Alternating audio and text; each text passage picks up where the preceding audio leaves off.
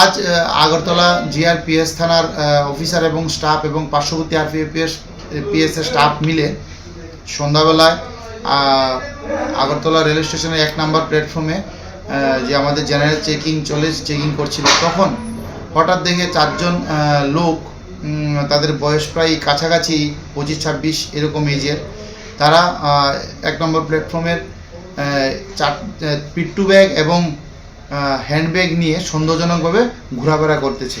ইহা দেখে আমাদের স্টাফরা তাদেরকে আটক করে তাদের ব্যাগ তল্লাশি করে তাদের কাছ থেকে সর্বমোট 217 বোতল নিষিদ্ধ অ্যাসকপ এবং চোকো প্লাস যে কফ সিরাপ সেগুলো উদ্ধার করতে সক্ষম হয়।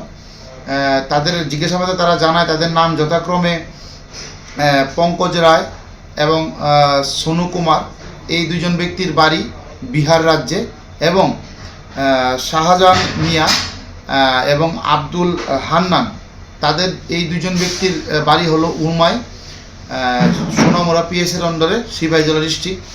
তো তারপর আমরা তাদের কাছ থেকে এই নিষিদ্ধ কফ সিরাপগুলা উদ্ধার করি এবং বাজেয়াপ্ত করি এবং তাদেরকে আমরা এখন আগরতলা জিআরপিএস থানাতে নিয়ে আসি এবং তাদের ইন্টারোগেশন চলছে এবং তাদের বিরুদ্ধে একটি সুনির্দিষ্ট ধারায় আমরা একটি মামলা গ্রহণ করব।